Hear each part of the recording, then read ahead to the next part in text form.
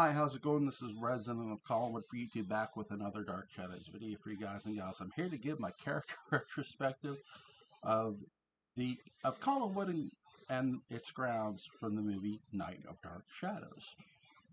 There's a lot to get to here because in order to talk about the grounds themselves, we have to talk about their residents, no pun intended for my channel. That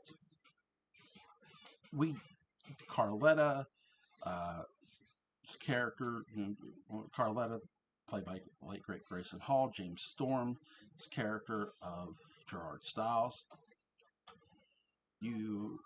They've been staying there a while. Now, we also hear, before we get to the drive up to Collinwood, and I'm not trying to jump ahead, but I want to get a preference because Alex and his wife have been there 2 weeks longer than what David Selby's Quentin and Kate Jackson's character Tracy have been there.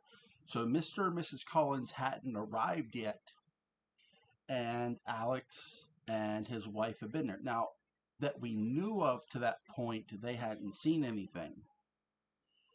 Also, to sort of go back to Carletta and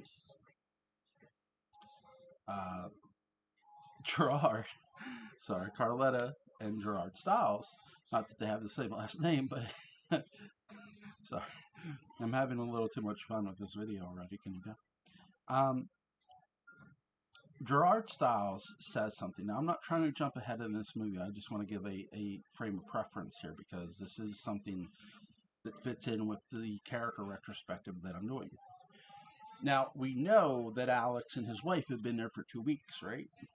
We don't know how long Gerard and Carletta have been there.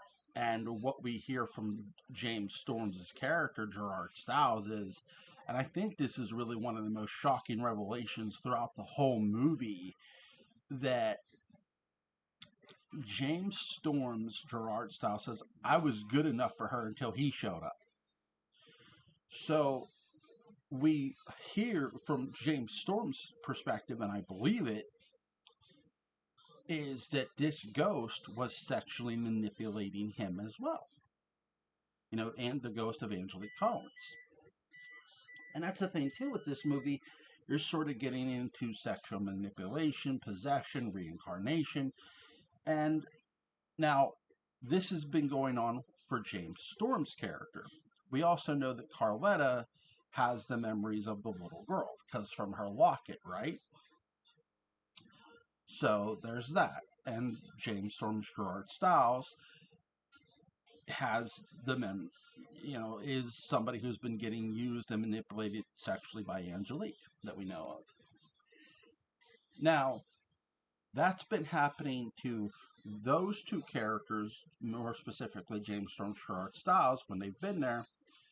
The things that happen to David Selby's Quentin Collins and Kate Jackson's Tracy Collins, none of their stuff actually happens to them until they get to Collinwood itself, the grounds themselves. I've talked about the drive up in my reviews, that I love the camera angle. We get the drive up. Tracy makes a comment, you can see the house from the road, which is really cool. Once they get up, before they get up to the house, you hear David Selby's Quentin Collins say, "Here it comes." They pull up the roof because it's going to rain, and it does. It stops. They get out of the car, and they go into the house. Before they go in, you see sort of someone appearing to look out the window, and you could almost make the case it feels like the house is watching them. I think Dan Curtis and company, from a cinematography standpoint, do a great job of making you feel like the house and the grounds have come to life to a degree. They bring... I'm not saying that the house and grounds aren't a present in-house, but they're way more a presence here in this movie than they are in-house, in my view. If you disagree with me, please do. You're welcome to, in fact. And I'll get into the works of art, too. I'll get into the portrait aspect of this character retrospective, too, because I think that's something I need to cover here. That once Carletta shows them the house, shows Quentin and Tracy the house, David Selby's Quentin Collins is looking out a window and he's happy because as a painter, he says, I think I'll do my best work here. And right before he sees the hanging, you get what he's saying. This place is so beautiful, it's so inspirational. I could easily just concentrate and focus on the beauty that is around me, literally, to paint what I want to paint. And I think that's something really well done. Again, this movie is about artwork too, as well, and it's something you got to get into. Also, when he sees the woman hanging from the tree, which we're gonna know it's Angelique, that he's sort of like angry and like, what am I seeing? He's got that look all over his face. He doesn't say a word until Kate Jackson's Tracy says, "Quentin, honey," and she goes, "What's wrong?" He goes, "Nothing. I must have been daydreaming," and he's sort of like not sure what he saw, and that's why he says that. Excuse me. That again, it's a great scene. Now, where does Quentin's possession truly begin? Now, you could say it's starting slowly here, but I think where it really kicks off ultimately is when Quentin is shown the tower room. And because you have this sequence of him going up to he showed the tower room uh, by Carletta that this was someone's studio before, he says, and this was a studio before, and she goes, "Oh yes," and what you learn real quick, it was a studio of Charles Collins because Quentin finds his paintings there. This is sort of where I would say really the art form of the artwork really begins, and really Quentin's possession is slowly making him Charles, because you have an unfinished work of art. You have a portrait of it. You have a portrait of Angelique by herself, and there's like this open space that's not, the canvas is unfinished. And to an artist, this would drive any artist insane. Unfinished works of art drive artists crazy. Um, and you could make the case that Quentin saw it and this, like, I can't leave this unfinished. But it's that tower room too because he hears Angelique's voice. We also see Charles making out with Angelique as well, and we see uh, we hear Angelique say, "I can't stand her in this house any longer. Bring the painting to life, Charles." Meaning, for Charles, to be clear, for Charles Collins, he was married to Laura Collins, who was played by Diana Mallet. Laura Parker's Angelique was married to Gerard Stiles. Or, no, sorry, married to Christopher Pennock's Gabriel. My apologies. I'm getting old. Married to Christopher Pennock's Gabriel. And Charles and Angelique are having an affair up in the tower room. And to Angelique, she can't stand Laura in the house anymore. And she's saying, "Bring the painting to life." We see an unfinished canvas. That's what we get some good first person point of views here. We're seeing this through sort of David Selby / Quentin Collins' eyes.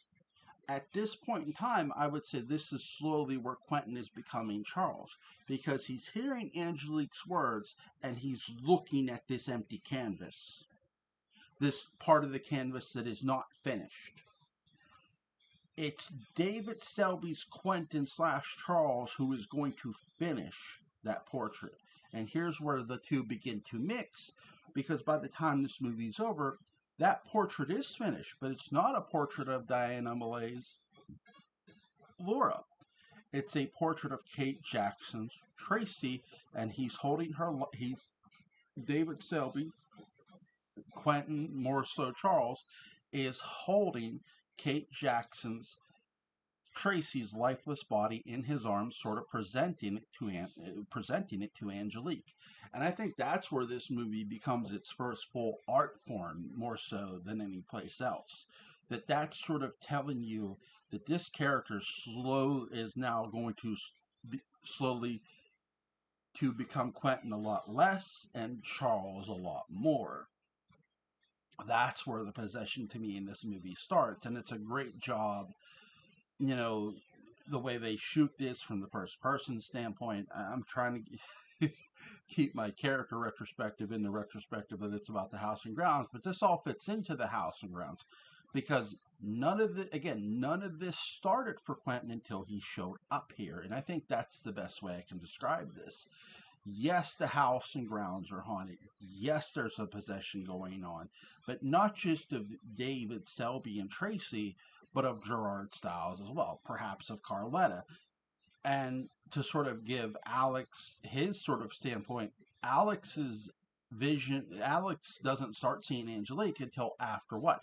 Not only is he and his wife living there for 2 weeks, but after he speaks to who? Quentin. Quentin tells him about, that he's having these visions that he doesn't understand. So when you see John Carlin riding a bike later in the movie, and we see that greenhouse, he sees a woman in white, a blonde-haired woman in white, and he shouts out, "Hey," to her. Also, I think what this movie delves into really well from a standpoint of the grounds and the estate affecting people's state of mind, it also affects their reality in every way. That, yes, David Selby's Quentin is affected when he's awake, but he's also affected in his dreams. The, this movie, long before Nightmare on Elm Street are in existence, gets into the reality of your dreams and are you really dreaming? Because Quentin does dream of killing Strake, uh, the priest who Thayer David plays. But and I'll get back. I want to touch upon this dream sequence. I'm going to skip over a sequence on purpose because I want to get back to the other sequence. There's another sequence where we see David Selby's character asleep again, and we see this shot of the tower room, and we see the door open, and we see a shadow, and we don't know who it is. Well, in walks David Selby's Quentin Collins in his clothes, in his normal modern day outfit. It's definitely Quentin, but this is where Charles is coming into play again because he's being drawn, and we see him making out with Angelique, sort of having this sexual manipulation go on by Angelique, that she is sexually manipulating his mind, his body, and his soul into, hey, you're not Quentin, you're Charles. And we've already got those seeds laid in the tower room earlier to a degree where the unfinished painting. Again, unfinished painting drives artists crazy. They'd rather see it finished. And this is one of my favorite sequences because we heard earlier James Storm Strauss say, "I was good enough for her until he came here," and that's where Carletta says to him, "Things are different now." Okay, you see somebody's feet, you see them carrying an axe handle, which is not good. Um, and they're going up to the tower room, and it's James Storm Gerard's house. I love the fight sequence and the choreography here because it's on a staircase, and that could not have been easy for David Selby and James Storm to pull off, but they know how to tussle, and they're really, really good at it together. They make, I'll say this, you hear in wrestling terminology, hey, we make great dance partners. David Selby and James Storm make great dance partners, and that's the best compliment I can give them in a fight choreography sequence. They make great dance partners. They make great fight sequences together, and that's a huge compliment for me because I love the choreography on the staircase. I think to me the staircase was probably a lot trickier than the open space they got later in the film. I don't know which they shot first, but because sometimes movies are shot from the end to the beginning, or they're not always shot from the beginning to the end. Examples, modern, more. and a great example is John Carpenter's Halloween. I always use that as a preference that the night scenes in John Carpenter's Halloween were shot first, as they only had Donald Pleasance for 3 days. So, that being said, back to Night of Dark Shadows, that I love the staircase fight sequence. I think it's really because you get a lot of first person points of view here too. You get Quentin slash Charles choking James Storm's Gerard Stiles, but you also get a first person standpoint from a victim standpoint, which I wasn't expecting when I first watched this movie. And even going back, it's shocking. You get two first person points of view. You get Tracy's of Quentin's like being choked, and you get the person who's being choked, and you get the choker. You get David Selby's Quentin slash Charles as he sees her as Laura, and then he's slowly snapping out of it, realizing, oh my god, what am I doing? I'm choking my wife. You see that possession wear off here in this sequence. And Carlotta says, Mr. Collins. She doesn't say Quentin, she says, Mr. Collins. You catch that? Uh, and then Quentin is hugging Tracy. Um, I skipped over a scene on purpose, and I want to talk about it. That there's a sequence where David Selby's character Quentin is going to ride a horse because uh, Gerard Stiles is, hey, Mr. Collins, I got your horse saddle for you. Does your wife ride? And he says, yeah, she rides, just not today. And he rides off the horse on the horse, and as he's riding through his property, he comes upon a cemetery, and Sleepy Hollow Cemetery, obviously, but he sees that there's a funeral, and he's seen a vision of the past. And here we see Angelique's funeral. We see Strake trying to give the eulogy, and Laura's laughing about it, and he's not too happy. Strake isn't too happy that Laura laughs about it and makes it into a mockery or a joke. He sort of looks at her like, "No, you don't do that here." Um, and it's not the somber, sad feeling you get when you get Carolyn's funeral in House. But what I like about this funeral sequence, you get the eeriness of the person who sees it. You get David Selby's Quentin's. This is eerie to see or sort of see, and it's sort of like what you're questioning again as you're sort of get because you sort of somewhat get a first person point of view from the horse's stamp, from where if somebody were sitting on a horse watching this, and it's a great camera angle how you see the mourners and the people who have gathered from a distance, and then you get the close up of it all of the people gathered around Angelique's coffin as Strake is reading the eulogy or giving her last rites eulogy, so to speak. It's a cinematographer great cinematography in this movie. I'd say better here than in House. I also think this is Bob Cobert's best score ever, and that's saying something. I think Night of Dark Shadows, Bob Cobert, uh, you know, what a composer. That's all I'll say. This is my favorite Dark Shadows movie score of all time. Really, really well done.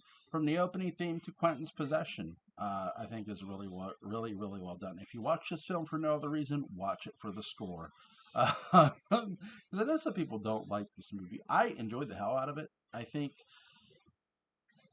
again, when you look at it, yes, it's a story of art. And I've touched upon, it's not just Angelique's portrait. I've talked about the portrait of, the unfinished portrait of Angelique laying there in her sort of white revealing gown. It's very revealing, and her the unfinished canvas on the other side. Whether Charles was supposed to put Laura, now you have it's you see it through Quentin's eyes, but you have to question because you're hearing Laura Parker's Angelique's voice bring the painting to life. Charles, this is now where Quentin is becoming Charles because he's now finishing something that Charles Collins started. And I think that's a key scene that not too many people talk about, that people really need to go back and watch. I'll leave a link to the National Archives, or you can go watch Night of Dark Shadows if you'd like. It's a really, really fun movie. I'm trying to think if there's any other points I want to make. If I missed, oh, Alex gets this white sort of cloud, ghostly cloud above him, trying to kill him in his bed. And then later on in the movie, when the movie ends, that same cloud kills both him and his wife as they're driving down the road. Um, so causes them to die. Um, it's really, really, really interesting movie. Yeah, by the end, Quentin does become Charles. The fight, my favorite sequence is the car chase sequence and the fight sequence outside between James Storm and David Selby. Really, really well done. This is where Quentin gets the scar and officially becomes Charles near the end of the movie. Again, I've talked about the dreams and the reality dreams and sort of real life mixing here in this movie because this movie is about a lot of things. Yes, it is about art, but it's also about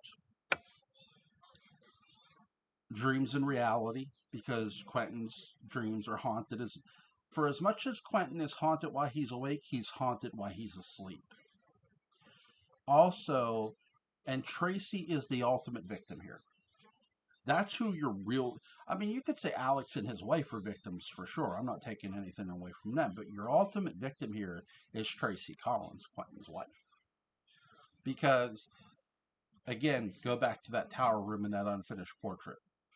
That unfinished painting, if you will. Sorry, I keep saying portrait, but unfinished painting of Charles Collins, because that's where Quentin's possession to me really begins. Um, I think from a camera standpoint, and I want to touch upon this before I go, is that Dan Curtis and does a really great job of making the house and the grounds feel so hauntedly alive. Everything feels ghostly and eerily haunted. And that's the best compliment I can give of this character retrospectively. That the house itself and the grounds feel alive. They don't. They feel as if they're hauntedly alive. That they're the house is watching you. The longer you're on the grounds, the worse it's going to be for you. And I think that's the best retrospective I can give of this. Let me know what you guys think of the house from Night of Dark Shadows. Oh my god, I love the fact that they went back to New York, obviously, and filmed this at the Lyndhurst Estate. The Lyndhurst Estate made a great Collinwood. And I do think Night of Dark Shadows is worth checking out. Link to where you can go watch it will be in the description box. I own the DVD, so I watched this early. I watched this, later, late last night, twice to get a more certain look at it because I knew I was going to talk about it again. What a movie! 10 out of 10 in my opinion. I know it's not. I know it's not technically finished, but it is a great film to go watch. Guys, have a good day.